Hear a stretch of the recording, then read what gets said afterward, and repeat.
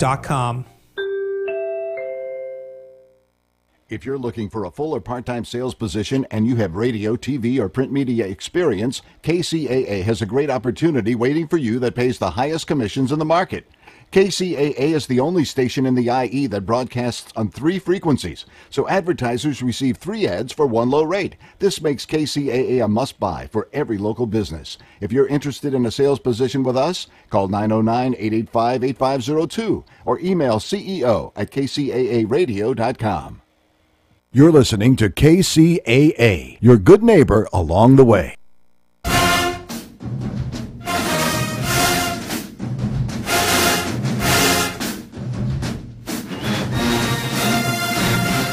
Welcome to the 90 Degree Show, the sports center for college marching bands where we recap the ultimate battles from this weekend. And now, here's our host, the Phantom Podcaster himself, Joe Beard.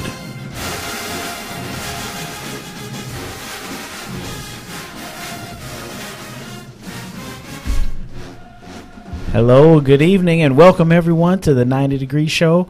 I'm your host, Joe Beard, and happy to be of service for you.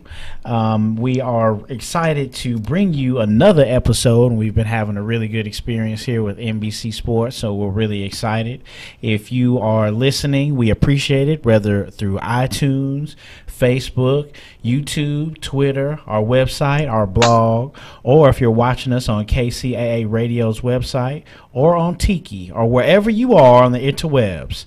If you're driving in your car, you're listening to 1050 AM, 102.3 FM, and 106.5 FM out here in Southern California.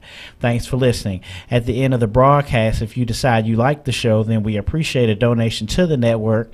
If you feel so in your heart, of course, just simply go to themarchingpodcast.com and click on the donate button to help improve the show and help build our scholarship fund. And you can also go to themarchingpodcast.com to see this very video of the show in about 24 hours. You notice that after we do the show, it takes about 24 hours to put the video up. So make sure you go to our website and catch up as well. You can catch up on all of our episodes when you go to our website, themarchingpodcast.com. Just click on the Listen and Follow tab and click on the channel that you prefer. And we put it out there that the last couple of channels we added were on Google Play Music. We are also on Player FM now as well, and we're on Stitcher and YouTube. Make sure you check out our blog 4.themarchingpodcast.com. You'll also add your email at the top right, and you will get an email notification every time we release one of our great episodes. So again, thanks for listening. Tonight's show is brought to you by Block Band Music and Publishing, SAY Marketing and Promotions, blockusup.com, and Kevin Pete of Remax Patriots Realty. We hope you enjoy the show. Welcome again to the 90 Degree Show. Let me say hello to our outstanding panel of guests. Tonight, we are doing another Prunalysis, just like we did last week. Last week, we did the Prunalysis of the Magic City Classic. Tonight, we will be doing another Prunalysis with Rashad, except tonight we'll be talking about Crankfest. Shout out to Bridget, Crankfest, because we know that she loves cranking. All right. So shout out to you. And shout out to Christy out there. I'm sure they are all preparing. Rashad as well. I'm sure they're preparing for the Honda Battle of the Bands, which is like our Super Bowl or our culminating of the end of the year. And it's coming up this very weekend. So next week when we do the show, we'll be doing part 1 of the Honda Battle of the Bands. And in the following week, we'll be doing part 2 to wrap up. There's a total of 8 bands that participate, so we'll try to do 4 bands next week and then the last 4 on the following week, and that'll conclude our time here on NBC Sports. We're much appreciative. The Marching Podcast gives a big thumbs up, and we say thanks again. So saying hello to the panelists. That'll be the one and only, the illustrious owner and founder of Block Band Music and Publishing, Rashad Waters, member, an alumni of the force of the great Hampton University. Hampton will be one of the bands there at the Honda Battle of the Bands. So I'm sure Rashad is happy about that. What's going on in this podcast, Rashad? Most definitely, man. Very excited about that. We feel that Hampton's going to be that dark horse band that nobody is. They're not sure what to expect from them, so it's going to be very exciting. I'm feeling good here, man. I have been.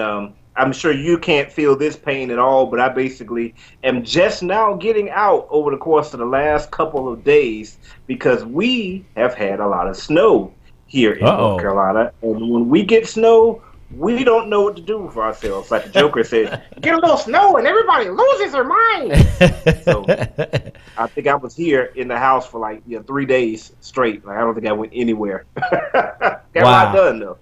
That's cool. That's cool. I know my mom. My mom lives in Charlotte, and shout out to my mom. I know she's probably watching this. She said the very same thing. And shout out to my crab brother Avery McFadden. Posted some pictures of him and his family outside in the snow making snowman and stuff.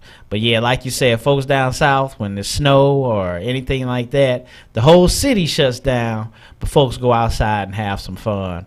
We definitely don't know anything about that out here in Southern California, unless you go up to the mountains. So that's kind of one of the things, one of the tourist attractions, if you will. You can go up in the mountains, like to Big Bear and all that, have a whole bunch of fun in the snow if you want to, and then come down the mountain here and then go to the beach if you want to. That's just one of the things. You do it all in the same day. That's just how people roll out here.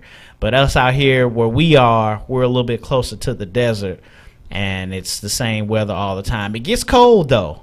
It gets down to like 40, sometimes maybe 38 degrees out here.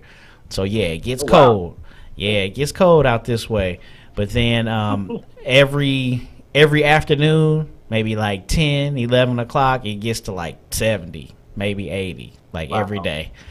So, well, about 2 weeks ago, we actually got down to 6. Yeah, I don't even think it doesn't get like that often. So no, what's happening. No, it doesn't. And shout out to my hometown, St. Louis, Missouri, where it gets to be like -6, and it gets to be like 10 inches of snow. I remember growing up, I used to, during the snow time, during the winter, I used to get up and watch the Today Show, and they had a little ticker at the bottom, and those would be all the schools that had closed for the day because of the snow. So you would be rolling up, you would be like, come on, whatever school you'd be hollering at the tracker, come on, tracker, and you hope you get your school, and then once you get your school, you'd be like, yes! And it depends on if your parents had to go to work that day, then, it would be off the chain. But yeah, man, so yeah, shout out to everybody. It's the winter time, so we're all dealing with that. So like I said, tonight we are going to talk about Crankfest. Crankfest has now become one of the Battle of the Bands media event, kind of one of the folks have put together some ingenuity, and they have called all band heads for this particular event. And it's been going on for a couple years now, I think, Crankfest. And they have, they select bands that would probably get the most people out. I remember maybe 3 years ago now, it was, or maybe 2 years ago, it was just Southern and Talladega.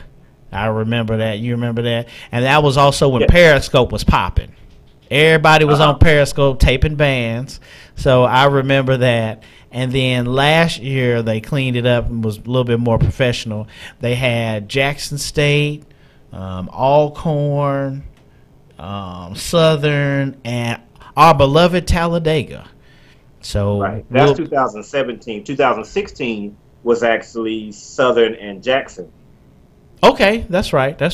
So yeah, they're all putting it together. It's the event is growing, so I'm sure next year they'll be having all of the more exciting bands. Maybe some new bands will get in there, and then we'll be talking about that, I'm sure, next year.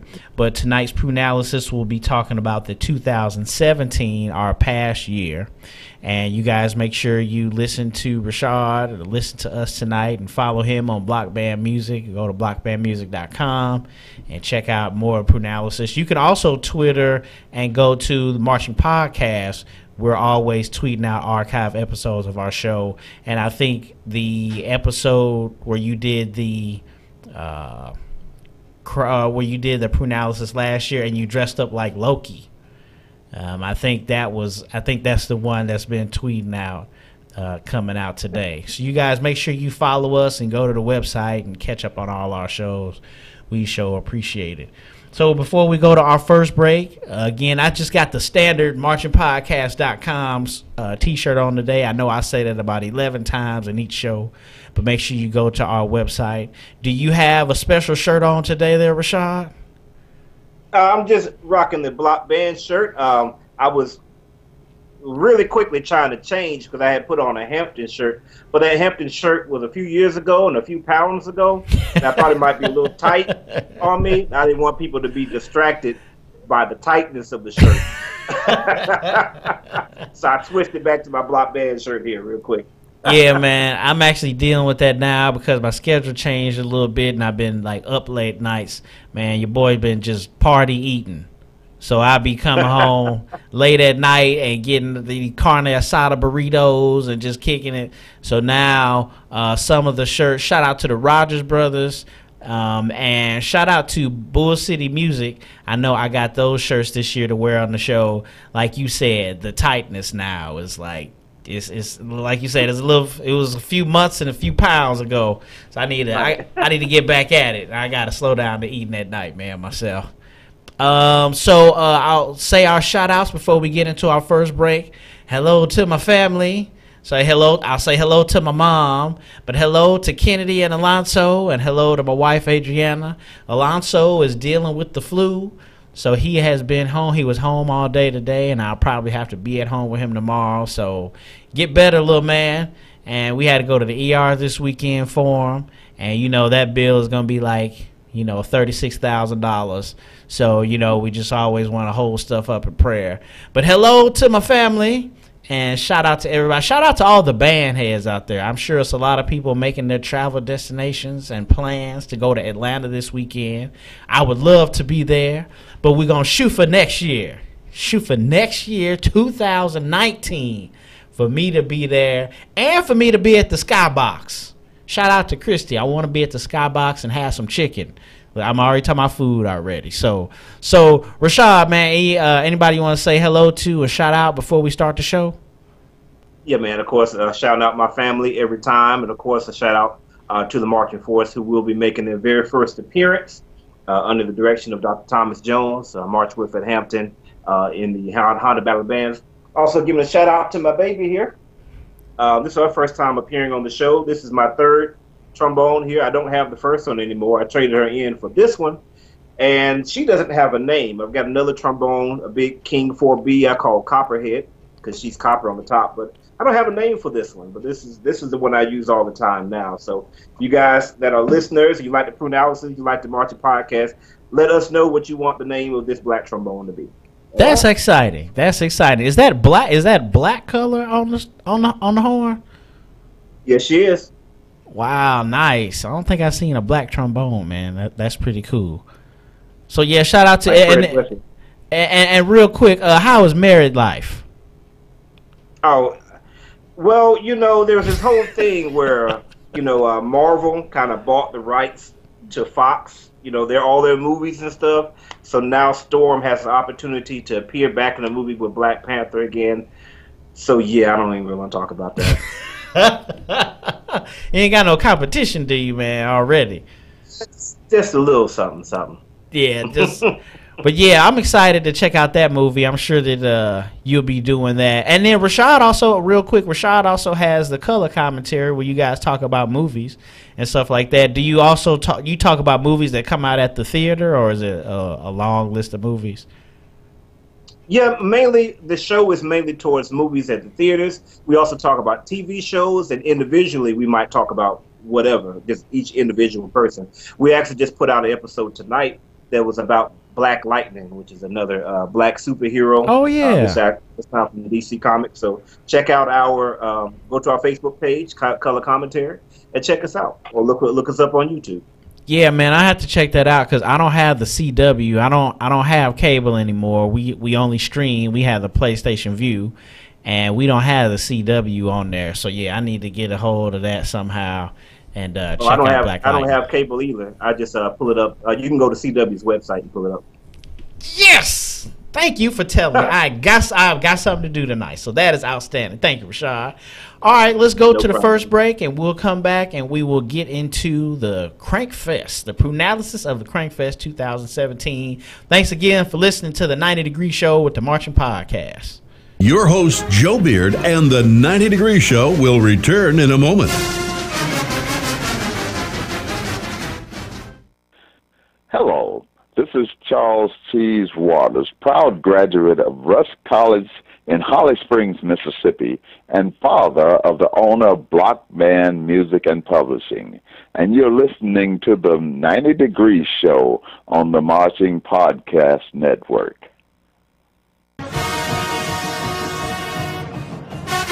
The source for fair and factual information on your favorite college bands, blockusup.com. Well-written articles, in-depth band performance analysis, helpful resources for band directors, fun band-related topics, and exclusive interviews with some of today's brightest and most talented leaders of college marching bands. Visit us at blockusup.com, the meeting place for band fans and band directors.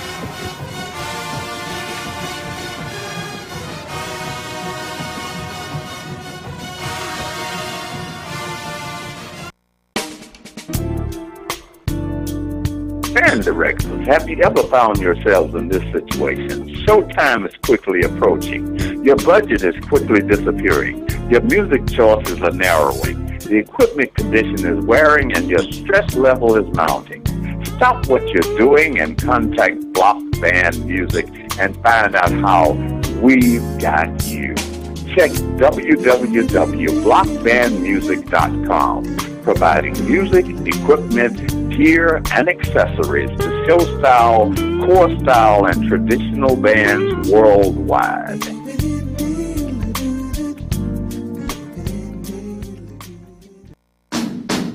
And now, more of the 90 Degree Show with your host, Joe Beard. All right, we're back and we're ready to dive into the pre-analysis for the Crank Fest 2017. Again, thanks for listening. So, Rashad, I'll go ahead and give you the floor. What is your pre-analysis? Again, we have 4 bands. We had Talladega College, and we had Southern University, and Talladega, Alabama. Southern University out of Baton Rouge. It's a couple of Southerns down there in Louisiana, but Southern Baton Rouge, the great Alcorn State University. I love to say Bizarro State because, you know, if you take a superhero and then they always come up with the evil character that look just like him, that's Alcorn. And then the superhero, of course, is Jackson State.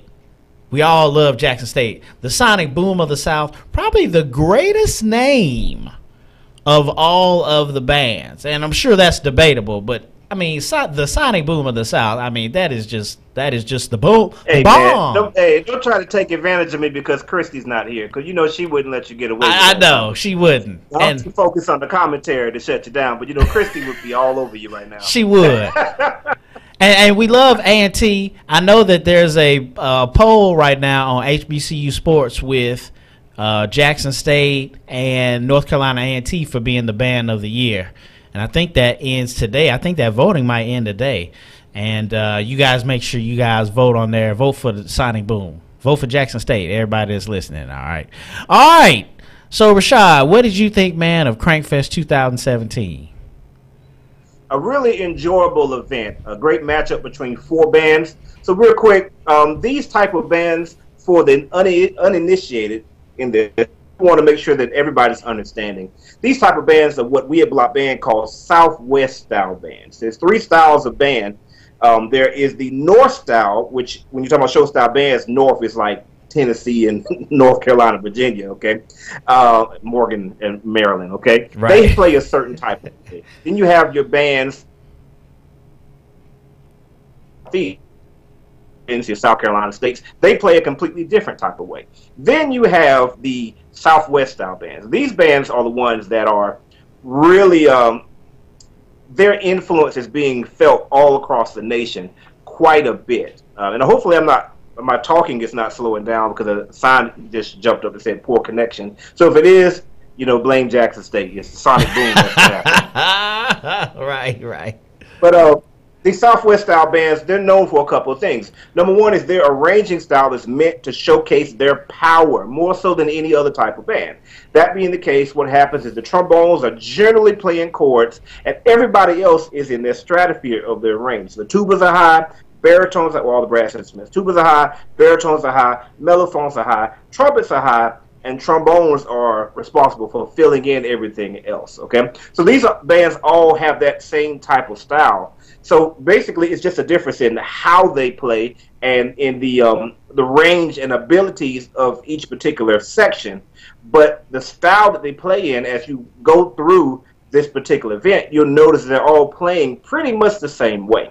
So let's start it out. I got 5.5 rounds here, so I'm gonna try to get at least 2 rounds in the first half, and maybe 2 to 3 in the first half, and then the rest of them at the end. So Southern started this off here. They played a song that was called Both Sides. Okay, I really wasn't impressed with it. This type of playing that they started out with really was beneath Southern to me. And what I mean by that is that Southern does play with the Southwest style, but they're very articulate. One thing Southern's always going to do, they're always going to come in together, they're always going to cut off, and they're going to sustain those pitches. Now, the pitches may be out of tune, like this might be one player, so this might be another person, he's sharp or he's flat, but it's never going to, that person is never going to change pitch while they're playing. And that was happening from this time in this song. I don't really think it was a great entrance for Southern. Okay, and the second song was Jackson State. I don't know what the song that they played was, but it was a song that was in F minor. Had some very clean trombones with some articulate rhythms going on here. We got a surprise for you. Here's what was going on with the trombones. I don't know if you could hear that. Could you hear that? We did. Oh, we adding a little piano here. Outstanding. Yep. Outstanding. So that was some really articulate playing from Jackson State there. You got the tubas up on high C, so I thought Jackson State did a pretty good job with this. Alcorn State, I don't know the name of their first song, but it was in B flat minor. The woodwinds got a little work at the beginning of the song. Not nearly as clean as the first 2 bands. There was definitely a difference between Jackson and then Southern and then Alcorn State. You could just tell, it's like, okay, these bands are playing differently as far as articulation is concerned. Yeah, tubas are up on B flats, baritones up on B flats, very strong baritones. Trombones also have a very articulate part, like Jackson State. That's what's it. So that was pretty cool. But the trumpets were not being completely lost in that song. Were definitely being, they paled in comparison to the sound of the baritones. Let's get Talladega. Their first song. I actually know the name of this song. It's White T-Shirt. Yeah. I know it because it's about drugs. Yeah. We don't play that song Migos. about band because we don't play any song about drugs and White T-Shirt. It's about drugs. So if you're a band director and you're playing this song, know now the song is about drugs. Okay. Migos though. Migos. We love Migos. Right. Not really together on the entrance. This was something that played Talladega all throughout. Baritones on high B flats. Not nearly as strong as Alcorns, but then they're a much smaller band. The melody instruments don't sound solid really on the actual melody in the song, and the trombones are really fighting a losing battle against the baritones here. I'm going to give that first round to Jackson State. I know that you're excited about that, Joe, but that first song was very clean, and I love the trombones on that song. Let's go ahead and get into the second round here. So the announcer was funny. He's like, I see y'all don't want to play no marches. They're not playing any concert band stuff. They don't want to give y'all any dynamics. They just came out throwing punches. You know, right? These are the announcer's words, not mine. So that was funny. You could tell that he actually was a band person. You know, as soon as he said marches, you could tell, okay, this is somebody that actually knows something about band and not just the local radio DJ. Okay. Southern started out with a rap song called Drowning. And there's a really cool part in here where they're trading off the lick. It's a piano lick, and they're trading it off in the trombones. It's I think is.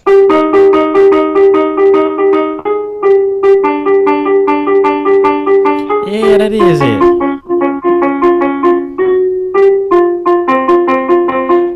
That's cool, because what's happening is that the first and the second trombones are trading off between each other. I thought that was very clean, and it's actually a pretty creative way to arrange. Southern does that from time to time. They've changed a lot in their arranging style. The trombones are getting a lot of interesting things to do in these last few years. So shout out to the current arrangers. Baritones all the way up to high C.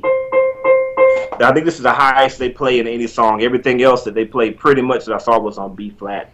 Tuba articulations were not very clear or very full, exceptionally blatty during this song, and it really took away. Very strong re-entrance. When the band came back in, that's a re-entrance. That was very powerful. Strong trombones, and the rest of the band was playing around that. That's that Southwest style I was talking about, where the trombones provide the pad, and everybody else plays around them, and it sounded great. Mellophones were sliding all over the place, though, which means that with the mellophone, it's exceptionally easy to change pitch all over the place, and that's exactly what they were doing, and that's not what you want to do. Great last note from the screaming trumpet at the end.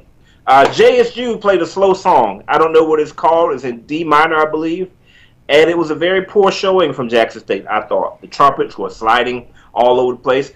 That normally doesn't happen with trumpets. I said that happens with mellophones, but trumpets shouldn't be sliding all over the place. It's easy to play clear notes, so play clear. They're only going up to a high C, if I'm not mistaken. Baritones are a high A on this one. Trombones on G. However, woo boy, mellophones on this song, all the way up to concert high A. There's a run at the end of this song, Joe. Starts on concert D.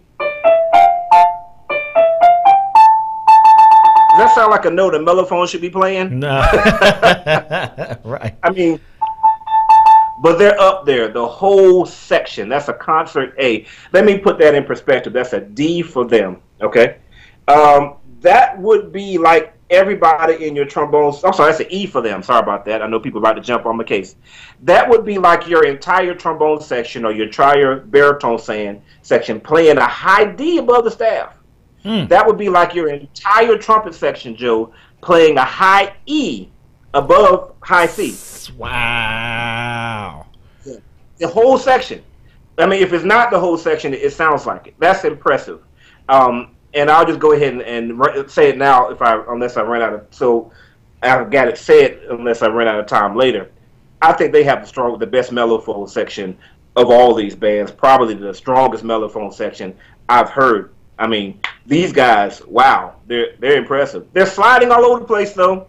But as far as their range is concerned and the number of people that can do it, impressive. However, Jackson State's biggest strength is also their biggest weakness, and that's their mellophone section. And what I mean by that is that the trumpet section, unfortunately, Joe, I'm sorry to hurt your feelings, but the trumpet section just can't get around them. They have like 20 of them. You need like 40 trumpets to be able to keep up with that. And that's a regular mellophone section. You really need like 50 or 60 trumpets to keep up with these mellophones. And because of that, it really puts a damper on anything that Jackson State plays because the trumpets can't come out and lead the band like they're supposed to. Alcorn State played XO Tour Life.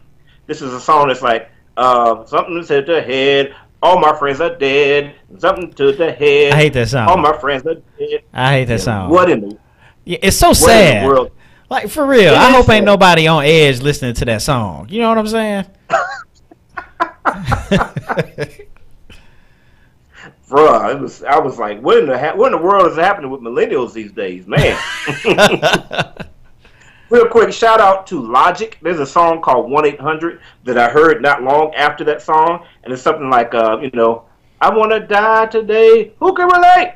But, oh my God. And I was like, man, this song is sad too. But in actuality, it's actually a song about suicide. If you keep listening to the song, you will see how he turns it around and talks about how he wants to live. And the name of the song is actually the phone number for the suicide prevention hotline. So shout out to Logic. No shout outs to whoever. I forgot who did this song. Anyway. All right. B flat minor. The first note was pretty confident. big contrast with them between them playing soft and being loud. And what I mean by that is when they play soft, they're not playing very full. But when they play loud, they open up their sound and really fill up the instruments. Percussion section is pretty messy here. I do listen to percussion as well. Mellophones are really off on those concert A flats that they have there. And that really stands out in comparison to Jackson State because they only had like a couple, maybe 2 or 3 mellophones that were hitting that note versus the entire section of Jackson State going up to concert A. Let's finish up the round with The Weeknd by Caesar or Cesar. I don't know what her name is. She look good though. I know. This is a tough one. I believe it's an A flat minor. Please don't kill me, Rangers. I didn't have time to study it really. Tubas are not articulating this song at all. And I mean, and I said this at the beginning. They have a hard time when it comes to coming in together. Will say, hey, you need to spend more time in concert band. One of the things that I had a problem with is that I was not a very sensitive player. Like I couldn't articulate cleanly and not be loud. Concert band did teach me that. I was forced to have to be able to come in soft with a strong tone. And this is the problem that Tyler Talladega has, is that their articulations, they just cannot articulate together and cleanly. And they have to work on that if they want to keep up with the other 3 bands. They had an attempt here at some really good articulation. It's a pretty good arrangement, but their tone quality was suffering so bad that you can't say, oh man, this articulations and these runs they're doing are awesome because the tone quality was so bad. Mellophones on concert A flat here. This was just a really poor showing for Talladega here. I'm going to give round 2 to Southern University. All right? Let's see if we can get in. Well, really quick, I want to say that we do have our little internal conversations here in the Sonic Boom of the South, and I'm sure every band does. But when Jackson State decided to go the route to get more popularity or add more volume to themselves, they changed the instrumentation. So, we used to be maybe more standard, following the pyramid, if you will, but now adding more baritones and more mellophones, like you said. When we were in the band, Rashad, we did not have the same instrumentation for mellophones and baritones. They were loud just as is. I think I've talked about this. There was 2 guys that played baritone, and they were off the chain just by themselves. And I remember they said, man, you got to make sure on Get Ready, you come up and make sure you go up on the second time because the baritones are coming. Now, since Jackson State has changed their instrumentation, they have not, and I'm glad you said what you said, they have not changed the numbers there with the trumpets. So I believe that they're doing what they can to match the trumpets, kind of like Southern. They have so many trumpets to balance what they're doing.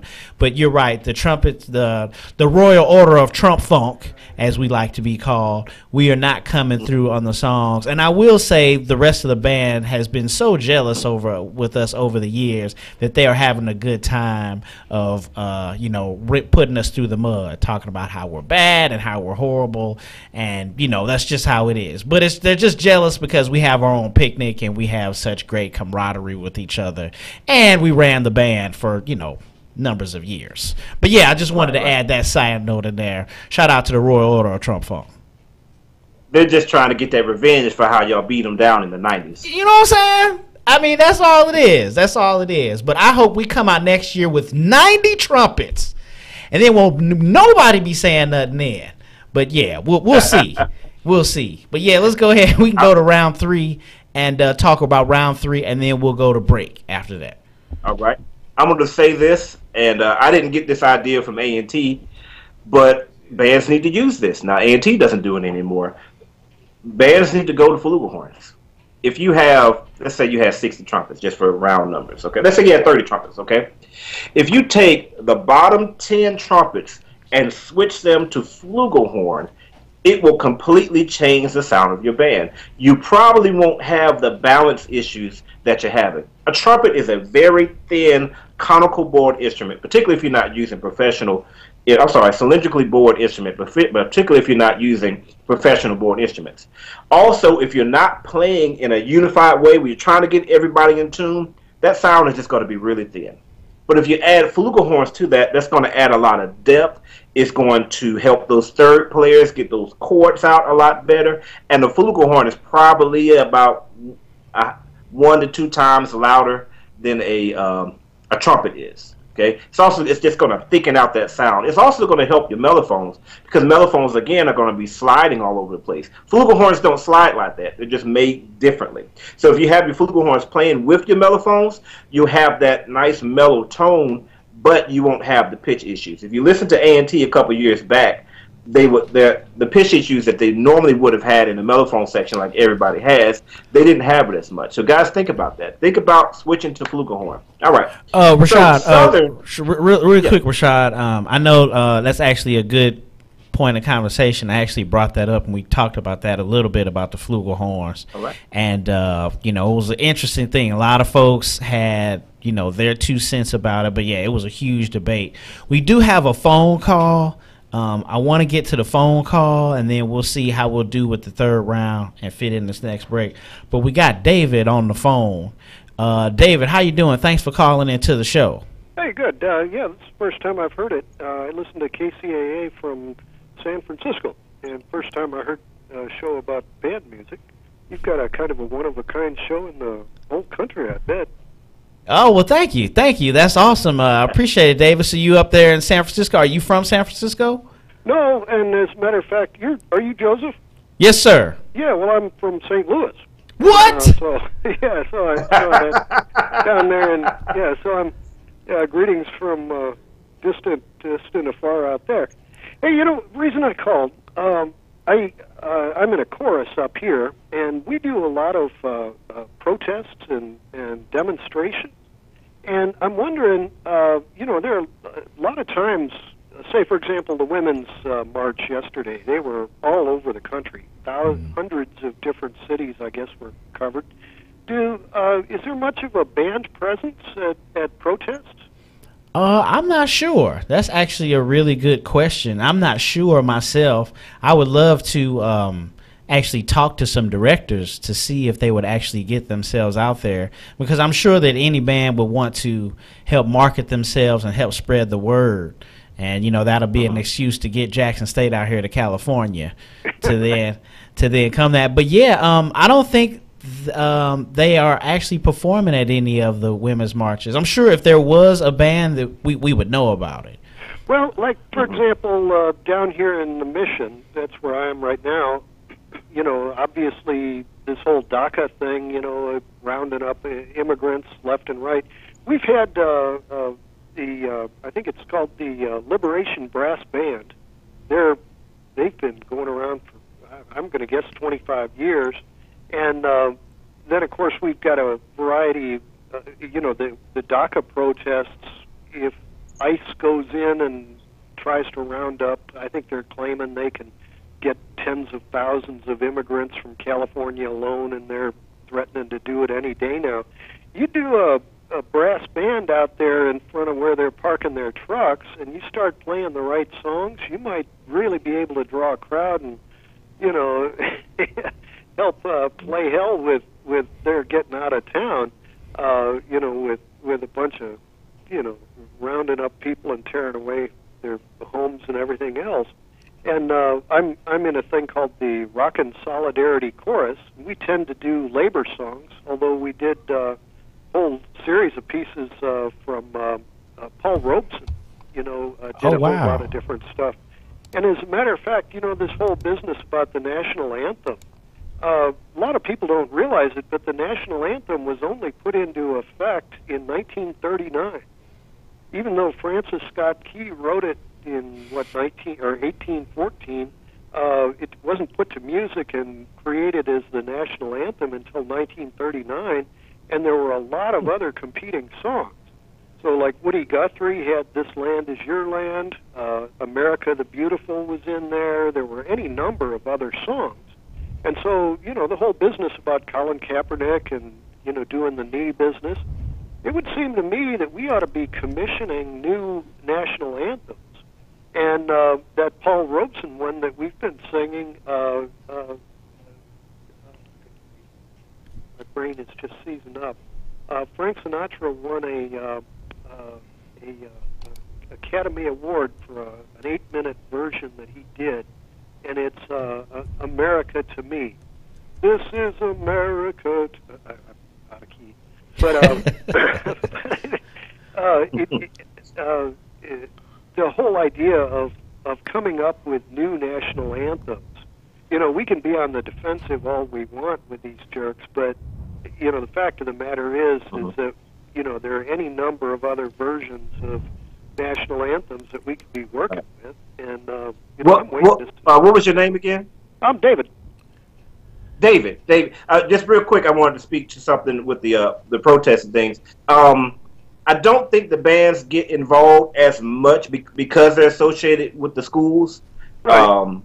And so I think they're kind of hesitant a little bit. A lot of times, some of the protests also happen during the summer when bands are out of school. Now, why somebody didn't call some of the bands, like, for example, Howard in D.C., this past weekend, that probably would have been something that could have happened, and maybe they were snowed out at the time. One thing I will say, there are a lot of bands that do participate in helping people to get out and vote. I've seen that. I know the North Carolina Central has done that. I think some other bands in North Carolina, some others, will go and round up people and get them out voting. And also, I think there's a pretty good picture where you have Jackson State, your band, Joe, is actually standing in front of the Capitol in Mississippi, and they're standing there right in front of a Confederate rally. So I'm not sure if that performance was random, but it was interesting to see that dichotomy between the two. Yeah. Thanks, Dave. Yeah, thanks, Dave. Another element I just thought about too is because they're in school, marching band is usually going on during the fall during the football season, and then a lot of times in the spring season, something I know that we talked about, the band transitions to concert band or symphonic band because you know they want to then pick up the musicality things. So maybe a lot of times. A lot of the bands may or may not be performing just because of the season. I know, like Rashad was talking about with voting. I know that's going on in November, so that's like in the heart of what's going on. But we really appreciate your call, David. What really fast before we let you go? What is you said there was a brass band that you were talking about, and then the chorus that you were talking about. Liberation Brass Band. Up here in San Francisco, and there have been 2 or 3 other ones, if I remember right, but that's the one that sticks in my mind at most. By the way, just on a kind of a more square level, whether or not it would be a school-sponsored one or whether or not, somebody could just gather about 20, good horn players or something like that, and then hire themselves out for 4th of July parades or Labor Day parades or whatever. Come up with your own uniforms or something like that. It seems like if you think in terms of 100 years ago when people had to make their own entertainment, this would be almost a form of, a side income, so to speak, for, regular, patriotic marches or, different things, That's cool, David. And then right quick, what was the part you said you're part of a chorus? What was the name of your chorus? Oh yeah, it's a Rockin' Solidarity Chorus, or it's also called the Labor Chorus. Okay. And Rockin' Solidarity Chorus, and it's tied to City College up here, part of the Labor Studies. Okay. Well, sounds good. Well, I really appreciate your call, and definitely make sure you contact. So I can get your information, contact the website, or hit us up on Twitter or marchingpodcast@gmail.com. You got a Facebook? Yeah, I'm on Facebook, the Marching Podcast. We're on Facebook. We're everywhere. We got YouTube. We're everywhere. So yeah, definitely drop your information. Yeah, we'll do. Break a leg. And go Cardinals. There you go. Yeah. All right. Thanks, David. Hey, good week. All right. Thank you too. So yeah, man, adding a little diversity, little broad range there to the Marching Podcast, your conversation, and also a good response, Rashad. It's actually I didn't even toggle that in my brain to talk about the voter registration. Let's go ahead and fit in our break, and then we'll get back to the rest of the Prunalysis here with the Crank Fest of 2017. Really appreciate you listening. Your host, Joe Beard, and the 90 Degree Show will return in a moment.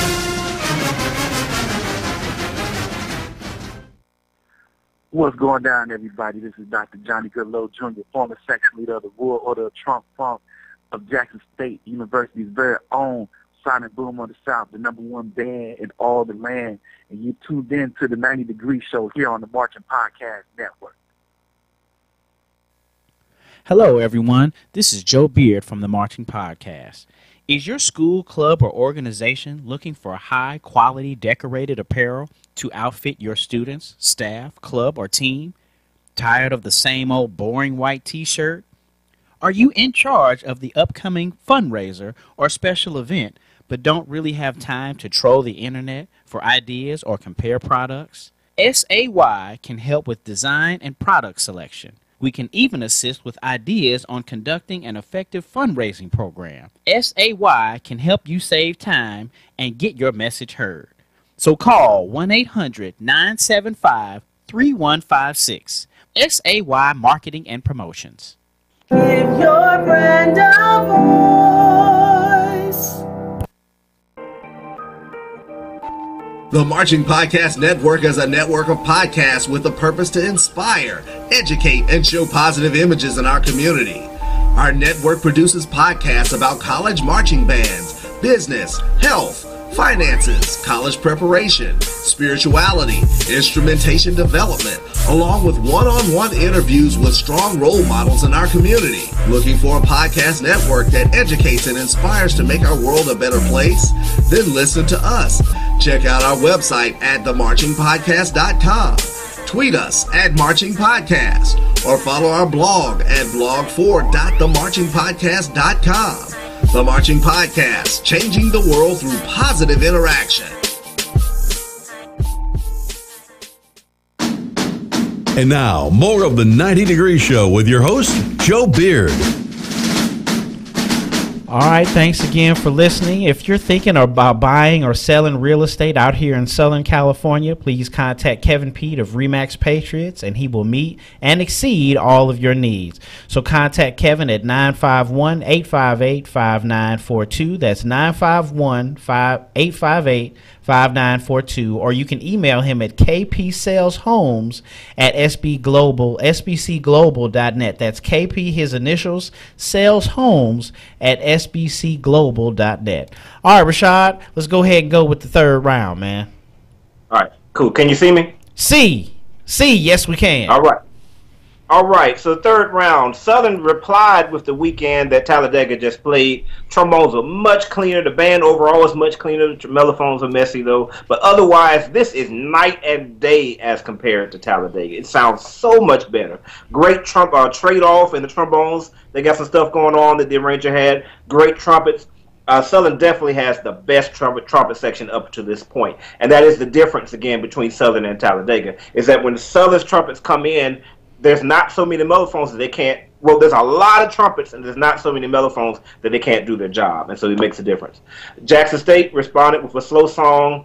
I think it was an A minor. Jackson State is still in the game here. Not as clear as Southern. The trumpets are getting destroyed again, unfortunately. The trumpets are really not on a unified front, which means they're not blending well together. And there's a lot of blending in the sections.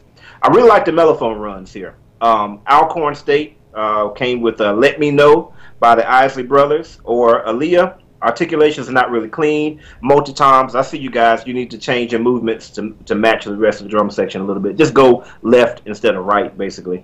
You could throw the guys thought I didn't see you. Mellophone is sitting in line, out of tune, poor tone quality on a really good arrangement. Nice trombones in the middle, though. Everybody in this arrangement sounds like they're struggling, though. Can you still see me? Yeah. You good. Okay. My phone just went black. So, all right. I'm gonna give that second round there, that third round to Southern.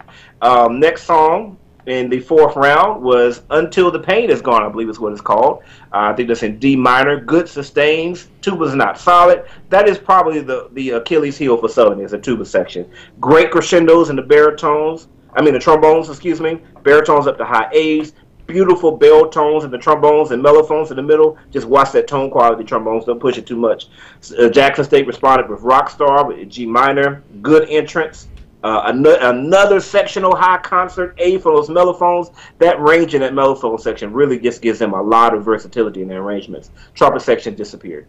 Alcorn State played a fast song. I had no idea what it was, but the band director said, we're going to put some 16th notes. We're going to put some 16th notes on it. Clean entrance, nice harmonies in the baritones and mellophones, I think. They are playing. Great job on that. They really showed that they deserve to be there. Talladega, keep their heads ringing. Entrance was very, very strong. Talladega does really well when they're playing loud. It's just when they're not playing anything below double forte, that's where they suffer. The crowd could feel the middle part really exposed the problems, and the crowd could feel it. And in my opinion, I don't think that this was a really good song choice. I don't think anybody says, man, they're playing, keep the heads ringing. I don't know. That's my opinion, but I just don't think that's really one of those things against it. Round 4, I'm going to give that to Alcorn State. All right. Southern. Oh, good. So we should be able to get in the last round here that I got. Southern did Your Tears, which was a gospel song. A great entrance by the Woodwinds at the beginning. Thank you for trumpets for messing it up. I mean, it was oh man, trumpets, come on. Mellophones are unified, but they are so sharp, Joe, that they are between pitches. I'm like, what note is it they're playing? They are together, but my God, they're sharp. Whole band is not committed to the sound qualities of this arrangement. This was a great arrangement. It's got some incredible runs going through, a lot of really good things for the baritones, because baritones are seen as that instrument that just plays powerful notes. Baritones have all kinds of stuff. It was a great arrangement. The band just didn't commit to it sounding good. They weren't sure if they wanted to blow it or be mellow on it, and because of that, it suffered. Baritone tone quality and articulations were inconsistent, out of tune issues. This could have been great. Phrasing, they did a part where it says in the song, you don't have to cry no more, but they would go, you don't have to cry no more, and that broken phrasing really made the song suffer. Jackson State came back with Bag Lady, Erykah Badu. Yeah. What's going on with the play calling here? I mean, if somebody plays a gospel song, you should play a gospel song. All right. We don't have too many gospel songs because we too busy proving to the world how good we sound. We don't need to call on. Well, I'm about to say we don't need to call on Jesus, but I got to make it home tonight. So yeah, I won't say that. Right.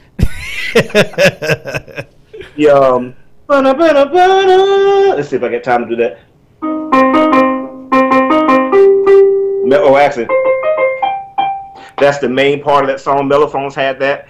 The problem is that they were pushing so sharp on that it was really taken away from the song because you had to slide into it, but they were sliding past the pitch. So come on, mellophones, get that together. Trombones sound thin for some reason, and I think that the band was just getting tired at this point. In the middle, the chord sounded different than the original. I don't know if they were doing a remix or what there. Let me see here. Alcorn State, they actually played a gospel song. I think they did. Mellophone sounded kind of thin, but I love the B-flat minor lick in the tubas here. I liked how Alcorn State actually played the game. Like Southern tossed out a gospel song, Jackson didn't. Alcorn State was like, no, we'll play a gospel song. We got you. That was cool. Let me see here. And the song, this arrangement was different than probably anything else that was played. It was not meant to push the range, to show how high we can play, to show how loud we can play. It was just a good, solid arrangement. Talladega responded with Redbone. It wasn't a gospel song, but I thought it was a good choice. Only one trumpet player should go for that high E flat. I mean, if the whole section can't hit it, then one person should do it. The whole section did play the high D flat, and that was cool, but it really rushed during the chorus. They tried to end it by slowing down, but when they did, we went into round 5.5.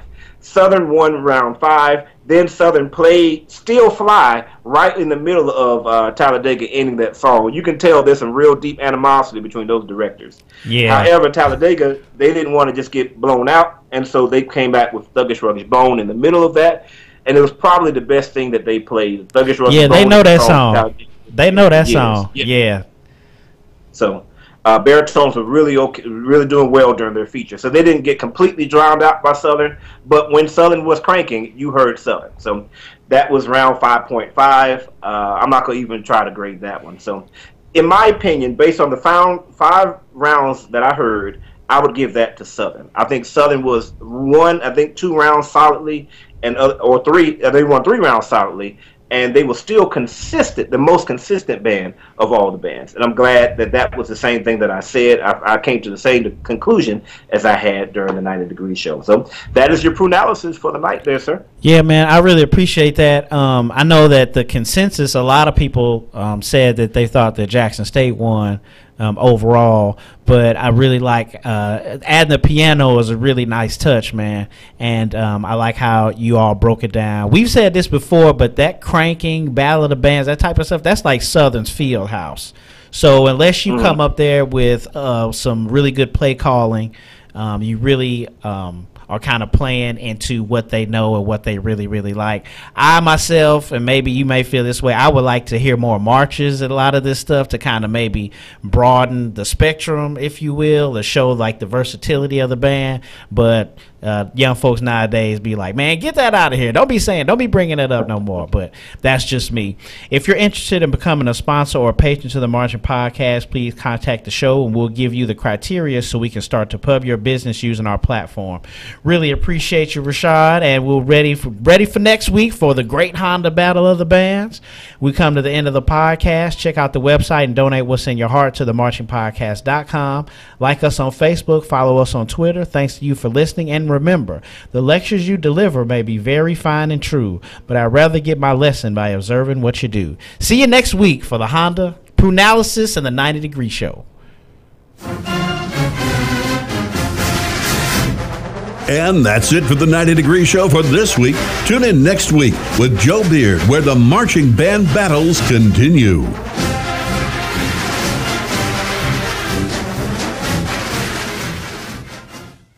Kcaa